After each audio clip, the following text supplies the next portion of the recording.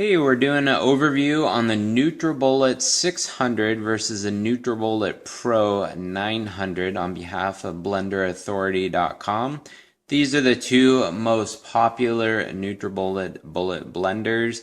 On the left side, we have the Nutribullet 600, and you can see the various accessories. Now, the capacity for the 600, we did an overview and showed a demonstration of Nutribullet 600 in some of our other videos, but you have the 24-ounce cup. That's the tall cup. And then you have their short cup, which is 18 ounces. It comes with the Extractor Blade, which is very similar to the Nutribullet 900's Extractor Blade. The 600 is the only one that comes with the milling blade, which does work well for milling flour, flaxseed, nuts. We did show a demonstration of how to mill flaxseed with the Nutribullet.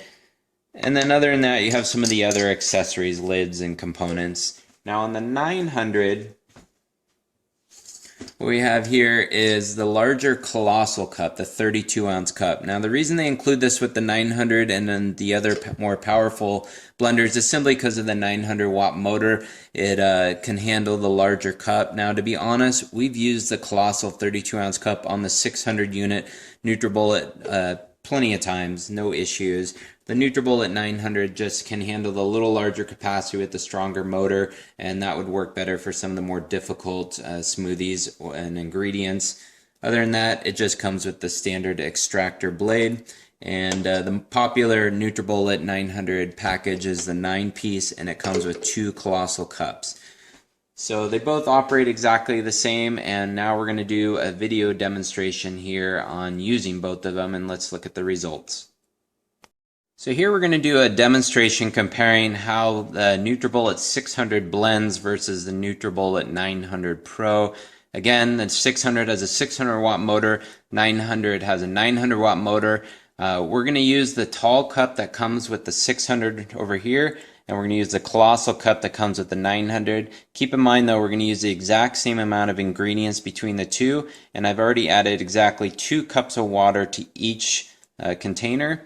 Now the reason I'm using these ingredients are these are traditionally some of the most difficult to blend finely ingredients for doing green smoothies. We have celery, carrots, and kale.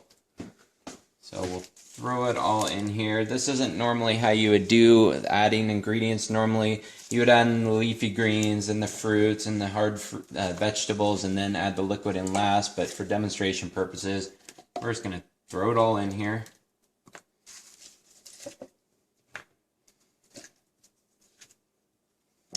We'll do our best to get it blending finely.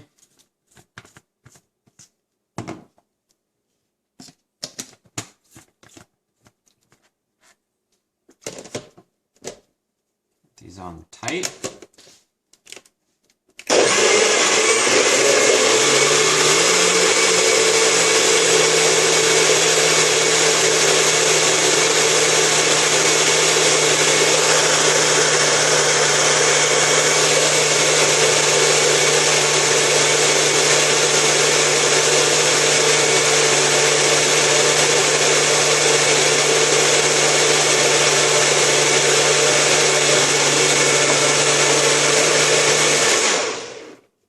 Alright, that was a quick blend, and so now we're gonna see what we're left here. Now first we have the Nutribullet 600. Looks pretty fine. We'll pour it through. Normally I'd blend these for a little bit longer, but we'll just test these out.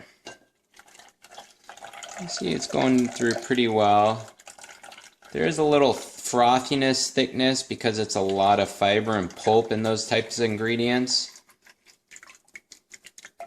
But it's pretty good. This could blend a little bit longer.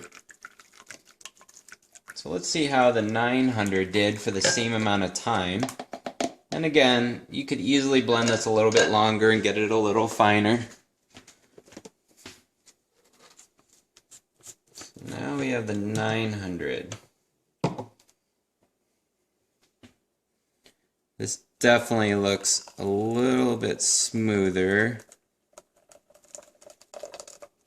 Let's see, that's pretty fine. Again, the celery, kale, and carrot can be difficult.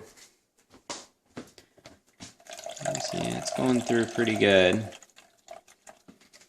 It's also a little bit chunky, but I'd say the 900 feels a little bit smoother. Now, if you were making these in a smoothie, you really wouldn't notice it that much. Again, this was a lot of vegetables just in a small, tight serving. And if I blend it a little bit longer, it would come out a little bit smoother, but there's no chunks in it. It's just kind of a puree, almost like a baby food consistency. So overall, they blend pretty similar. I'd say the 900, from my experience, when you blend some harder ingredients like the nuts and some of the frozen berries or whatever, it can do it a little bit finer. But other than that, they're both solid blenders. I'd just give a little more focus to the 900 if you're going to be doing a lot of larger smoothies, like meal replacement smoothies, because of the 32-ounce capacity. And the ability to blend some of the more difficult ingredients a little bit finer. Hopefully that was a good comparison, and you can always reference our article where we have a summary and a lot more details about each of the blenders on our website.